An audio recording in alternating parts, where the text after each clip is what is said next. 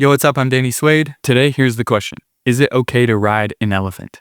Or maybe, are elephant parks in general ethical? Full disclosure, I've been to an elephant park and I've ridden an elephant.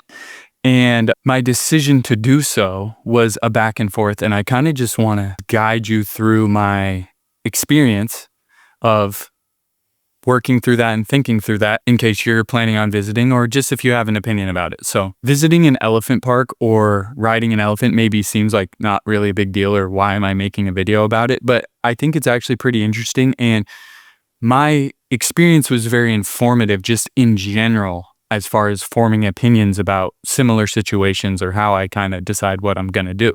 So, which I'll get to that later in the video.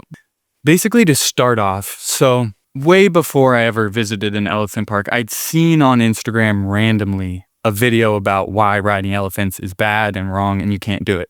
And it basically was something along the lines of, for an elephant to be tame enough to be ridden, you basically have to break it or, tame it basically. And that's a abusive process. And for that reason, it's not ethical to ride elephants. And I basically took that at face value, filed it in my head and just thought, okay, elephant parks are bad. Don't ever do it. Fast forward like probably a year, 2-3 years, I found myself in Bali, right? I'm going on a trip to Thailand in Bali, and on my bucket list, I just wanted to pet an elephant, right? So I was like, I won't ride one, but I just want to pet one. I want to see one. I've never seen one. Maybe at a zoo when I was little, but like that was the goal. So when I'm in Bali, I start doing some research and looking into parks, right? And there's this park in Bali called the Mason Elephant Park. So I look into that. I think it's like the main one. It's like the best, biggest one in Bali. As I'm looking on their website, I see a video. And because there's so many criticisms against riding elephants and elephant parks, they basically made this big video to explain the whole situation and kind of debunk all these things that people say.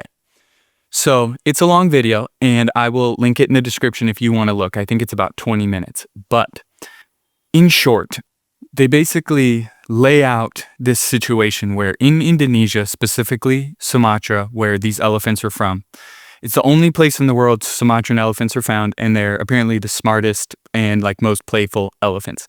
And deforestation that's happening in Sumatra is on an unprecedented scale. So I think it's the most rapid transformation of the Earth's landscape ever, right?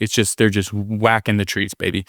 And so that whole situation is another thing I'll come back to in the video. But because that's happening, the elephants are obviously losing their habitat. So they start encroaching into villages and people's land and crops and things like that and causing havoc. And so the farmers and villagers and the people that are getting affected by these elephants coming into their crops and land and messing things up will just poison them and kill them, right? The same way you would a rat or some other infestation. They're just obviously giant animals. But their livelihood is being threatened by these animals. So if it's their family or they're feeding their family and their business or their livelihood, they just kill the elephants. So the government would apparently put the elephants in government elephant camps to try to take care of them, but they were so poorly taken care of because I think the government doesn't know what elephants need necessarily.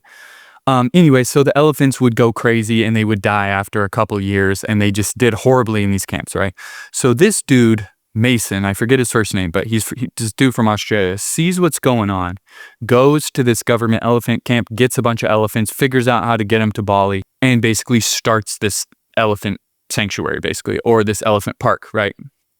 And that's kind of the underpinning of the situation, right? At least in Bali and Indonesia with the elephants. So that's their situation. So they're kind of refugee elephants at a lot of the parks. There's a bunch of other things that people will complain about or have an issue with.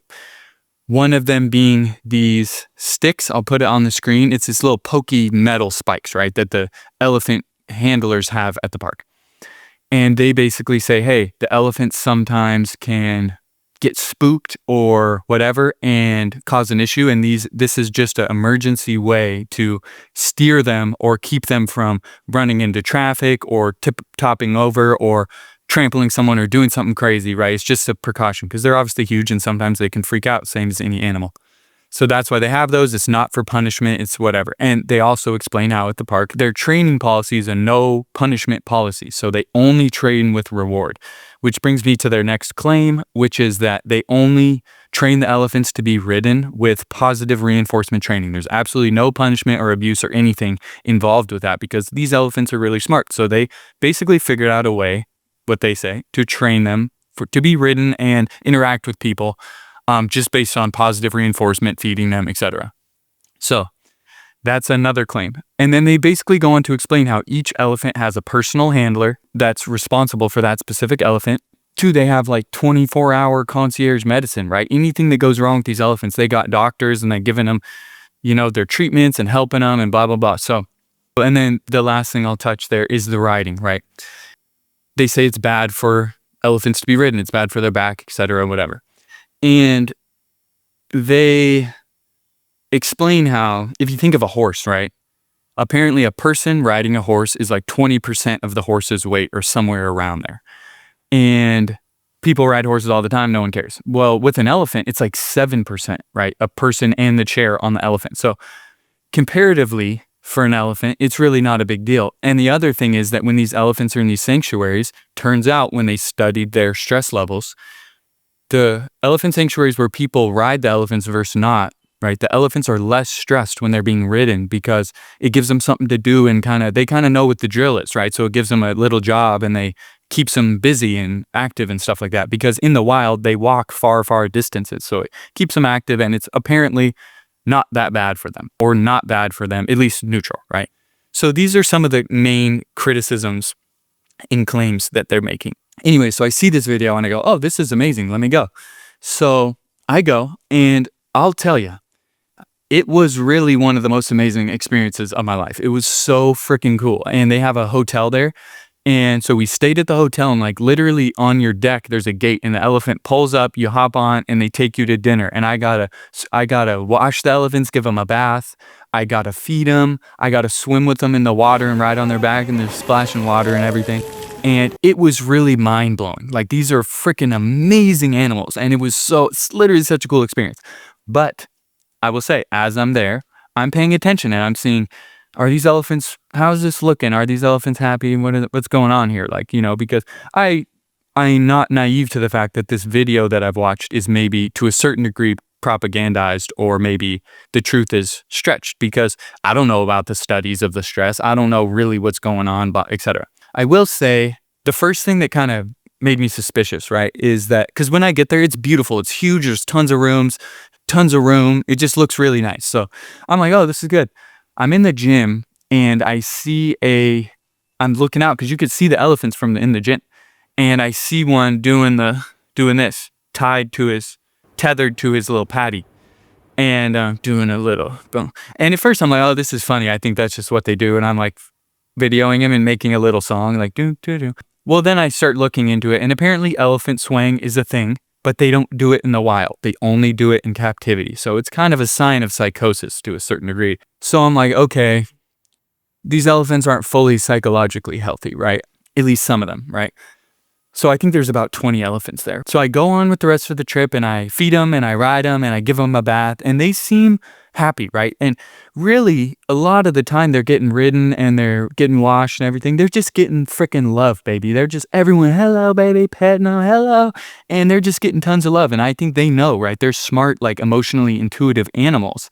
And they know that these people are so happy to see them and it's so cool and they're feeding them. And it seemed like, by and large, a good experience. Like, it seemed like an elephant resort for the elephants. And the other thing is they tie them, they tether them to the paddies when they're not working or whatever. And that's another thing people complain about. But they explain in the video that they'll go, because like any person or animal, like they're not completely angels and well-behaved, right? They're called shit. They'll go around and they'll fuck with their friends and they'll eat their friends' food or they'll bully some guys or they'll do shit. So they gotta keep them tethered when they're not with their trainer or handler because sometimes they'll go cause fucking shit, which they probably would in the wild for their buddies anyways, but at the park they gotta kind of keep it reined in. So when it was all said and done, I came out at about neutral, but I've been thinking about it a lot and there's a bunch of points that I just want to present to you in thinking about this whole thing. So one of the things I saw and noticed is that one of the elephants was sleeping and the trainer was waking him up to get him to go do something. And I see the trainer like stomping him basically to get there's a bunch of dirt on his back and his head. And the trainer's like kicking his head and stomping him to get all the dirt off, right? And the elephant seems to just not give a fuck. If you look at that, if you just show a video of that, you'd be like, oh my God, animal abuse.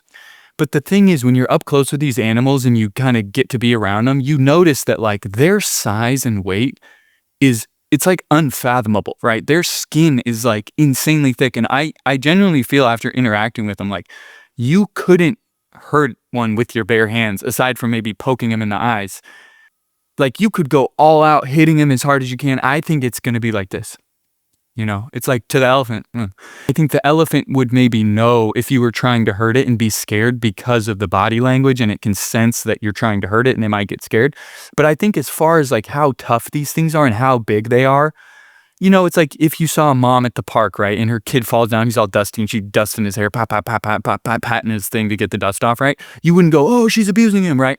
Hitting an elephant as hard as you can is probably equivalent to that, right? And so I think done in malice, obviously that's abuse, but dude's just cleaning off this elephant. I think he's been with this elephant, so he knows that it's how tough the elephants are, right? And it's just nothing to them, right? It's just like a fly. That's what it seems like, because you can tell these handlers care about their elephants, right? And that brings me to my next point. When we get picked up for dinner on the elephant, I'm talking to the dude on the elephant who's driving the elephant, and this dude has been with this elephant longer than I've been alive, right? He came with this elephant from Sumatra. Like he lived in Sumatra with the elephant. He came to Bali with the elephant and has been this elephant's handler that entire time, as long as I've been alive, right? So this is his freaking family, dude. And there's 2 points I want to make with this guy. I'll come back to it. But basically, this is the case, right? And so in the morning when I was waiting to swim with the elephants, that one of the handlers brings his elephant down to the pool, and the elephant goes in the water, and the handler's like, dook, dook, dook. And the elephant like goes under and then comes up, and he's like telling the elephant what to do, right? And I was like, hey, can the elephant like understand language and like knows what you're saying? He's like, yeah. He's like, one heart. And I was like, dang, that's so crazy. It gives me a little bit of goosebumps, because these people do care about the elephants, right? It's not just like a moneymaker for them.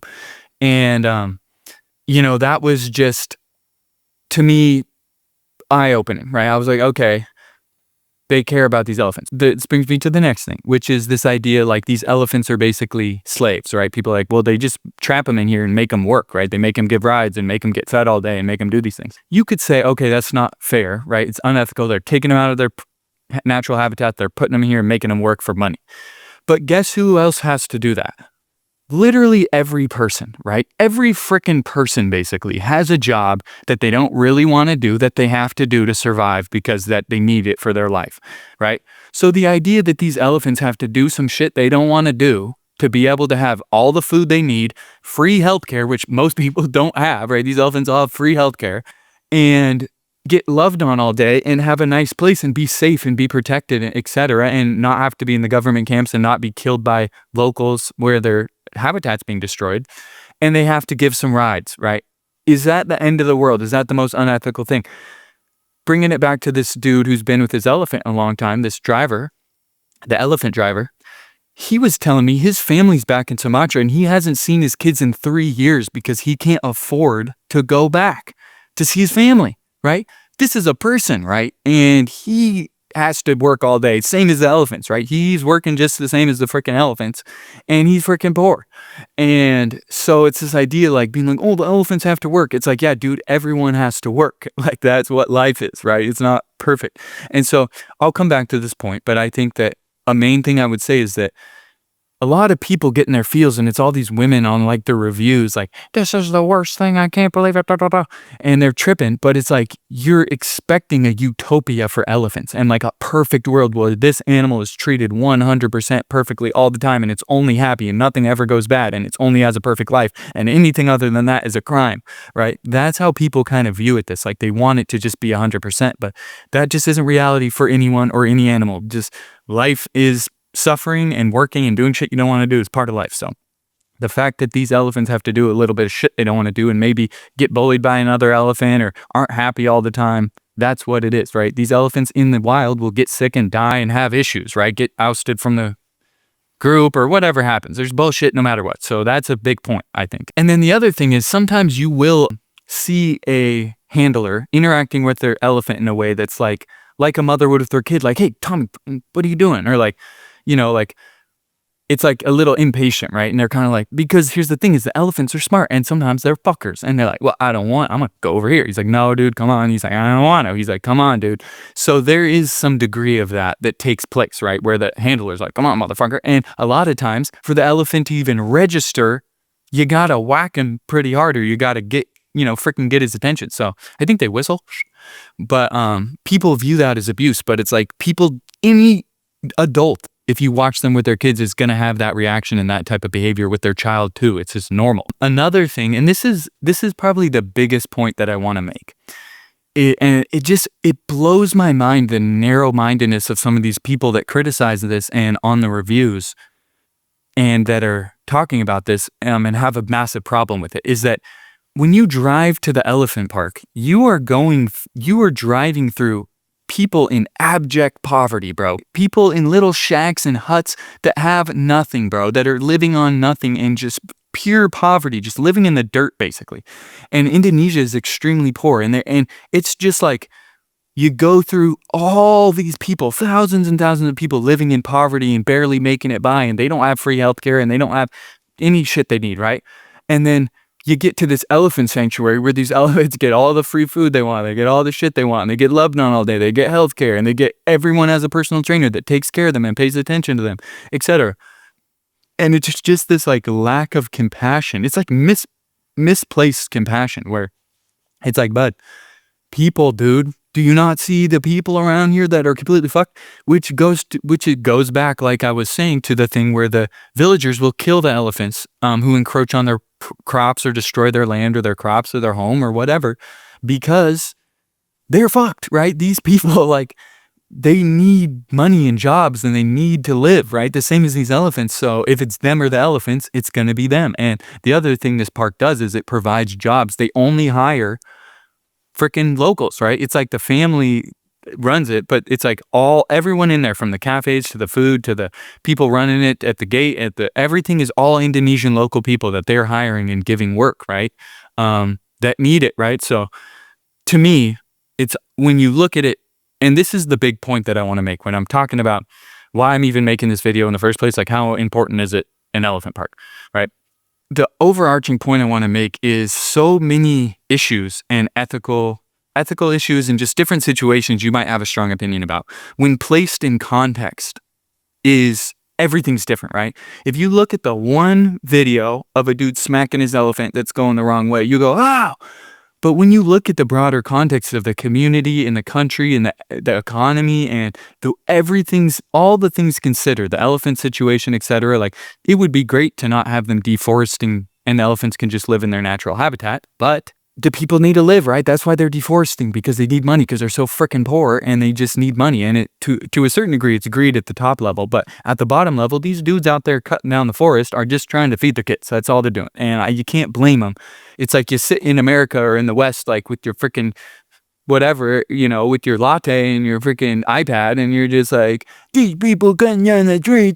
Well, dude, if you were in their shoes, you would be cutting down the trees too. And I guarantee you, if you had crops that you relied on for your family's well-being and anything threatened them, even people, right? You're gonna freaking deal with that ruthlessly. Anyone would do that. It's just, that's human nature, and that's the situation we're in. So, and here's the other thing. Okay, not all elephant parks are this way. I guarantee you there's a bunch of parks that abuse the elephants and that are horrible. It's worth looking into the parks, right?